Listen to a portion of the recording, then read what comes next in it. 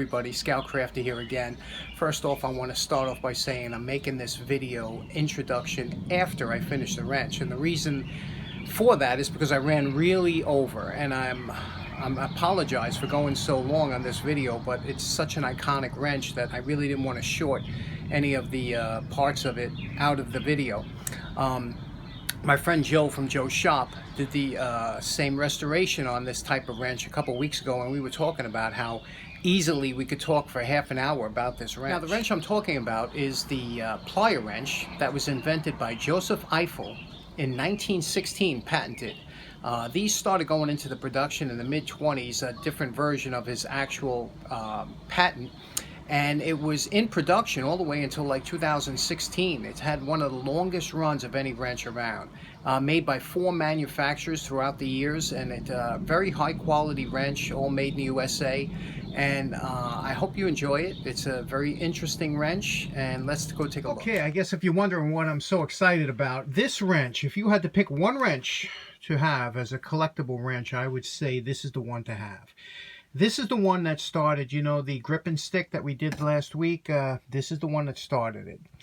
Joseph Eifel, and you can see it says Eifel plier wrench. Joseph Eifel invented the wrench. It does a multitude of functions. And what I want you to do now is just basically look at the condition that we're dealing with here. We have a lot of, you know, some deep gouges here. We have some rust throughout the wrench. Some rust, some, you know, pretty much it's just filthy and dirty, but it's in overall good shape. The patent date on this wrench is 1916. However, the wrenches did go through a bunch of different changes throughout the years. It was made up to a couple of years ago. I don't know if it's still made today, but it was made, you know, went through a long, probably one of the longest runs of any tool you'll know of. So let's get started. We'll clean it up, then we'll talk about how great this is and what it does.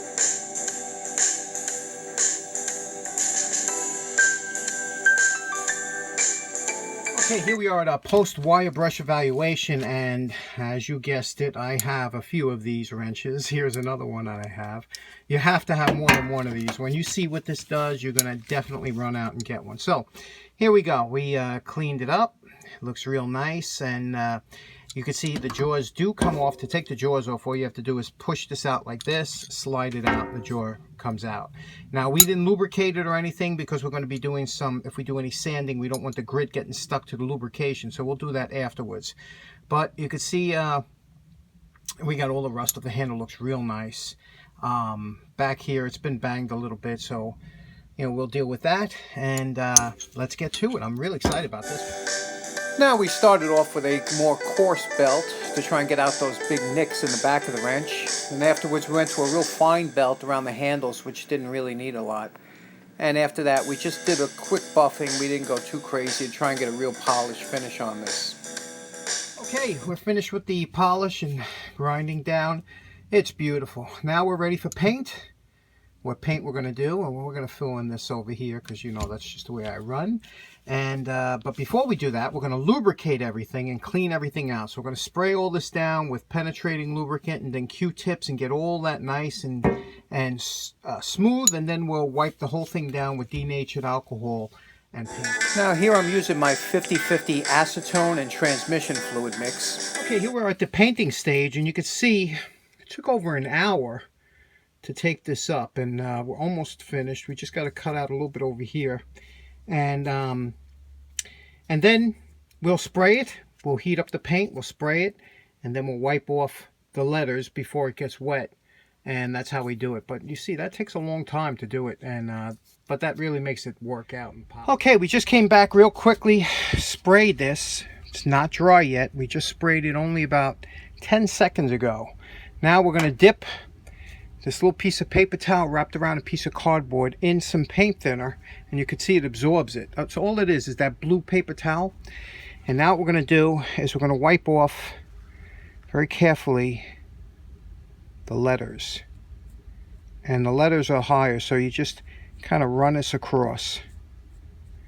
And that'll take the lettering and make the lettering nice. So you have to be patient. Okay.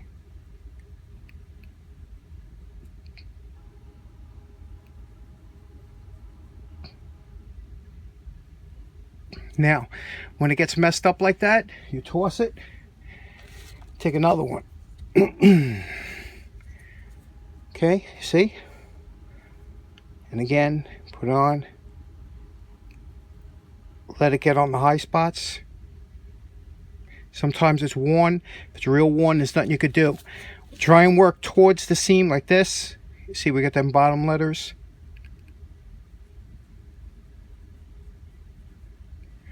And flip it every once in a while.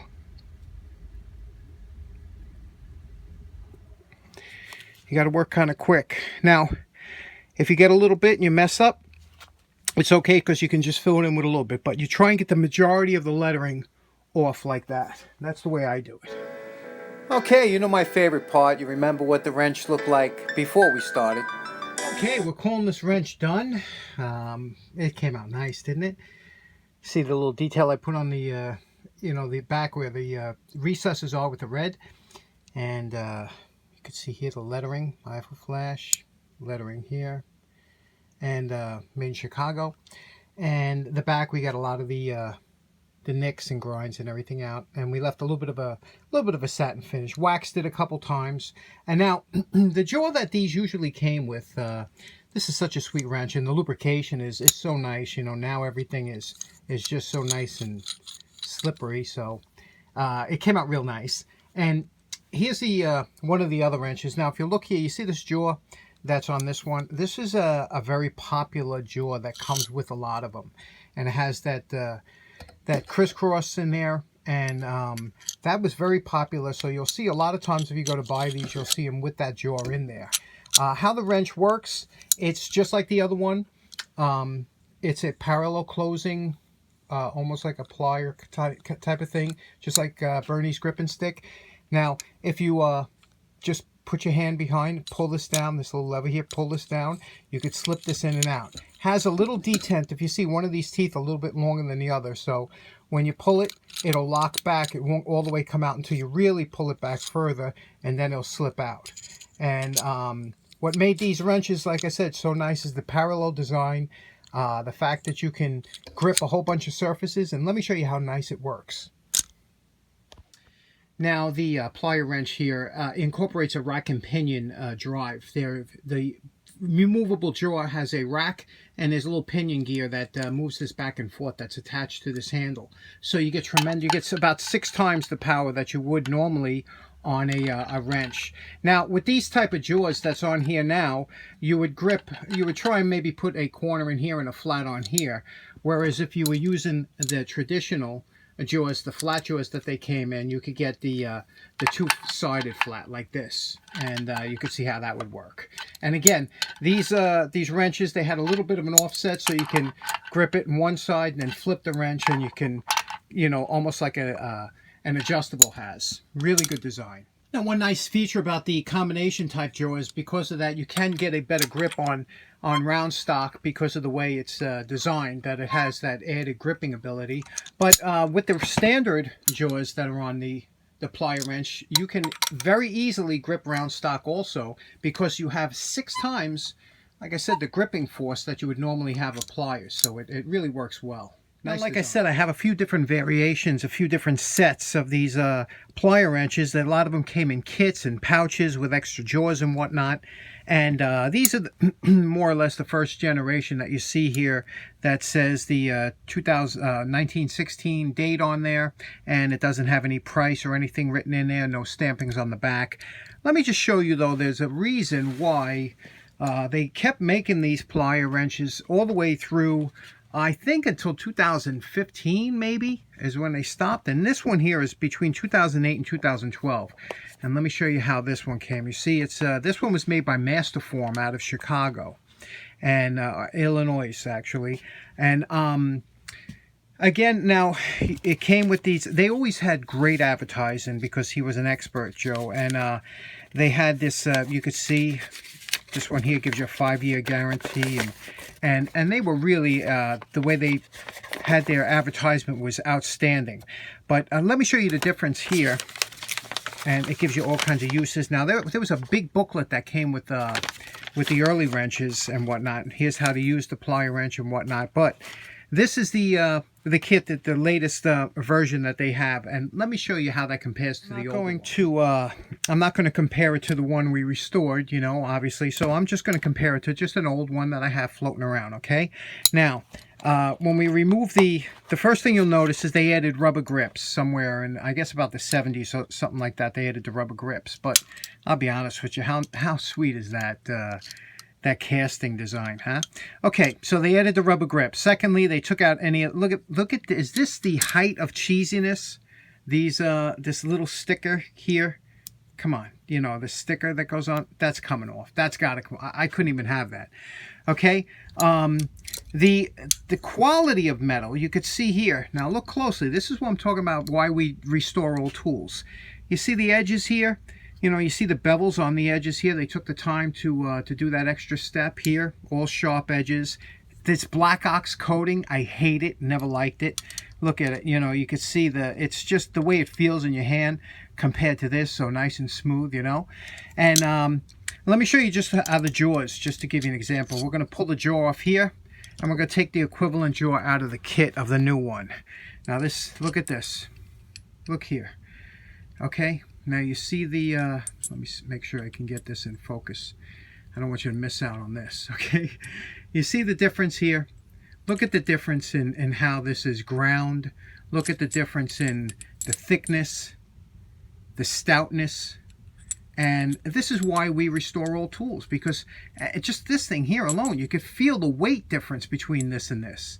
And it's a shame, but that's the way production has gone. You know, you save every penny you can by cutting down on quality. But here's some of the other options that you can have with this wrench. You know, obviously you had your regular jaw here. You had a wire tube cutting jaw that you could put in here, and you could see you can cut tubing, you know, by putting some tube in here, using that. That's a cool thing. And these are not new. These are all, you can get these with any of the older kits. So none of these are new. This is a thinner jaw that if you had to get into an area that was that you need a slightly thinner jaw. Over here you had the giant pipe jaw accessory, and how you would do that is you would put this in into your plier wrench. And then you had I guess you consider a larger pipe jaw, that if you had to get around something big, you know, something larger, that you could. This is I guess it's about 2-inch can, right, or whatever, but you can use to grip some unusual shape like that. They had a different shape here. This one here is the external jaw, and that went in the other end. And how that worked is if you want to get like snap rings or something like that, let's say you want to grip the can from the bottom from inside, you know, if you had to get, you know, an internal grip, something like that, either in pipe or snap ring or something like that. So the jaws did have some interesting uses, and they were available from when the wrench was originally designed. It was bugging me too much. I took it over and I just ran the back of this over the wire brush, and I got off some of that crud, that black ox. It's a much more pleasing finish now. I wiped it down with some silicone, but you could see that's the writing on there, the plier wrench, and you can see this one was made in Franklin Park, Illinois. So this is one of the later. So in closing, I'd like to say keep an eye out for one of these. You can pick them up easily for $20, $22, something like that. This one is just a typical example of the many you'll find. It's a great little wrench. It weighs a lot more. You'll be very pleasantly surprised with the weight of this, but it is something that if you're going to start a tool collection, this is the one tool I would say you have to have. And appreciate you sticking around. Thanks very much, and I hope you have a nice day. Bye.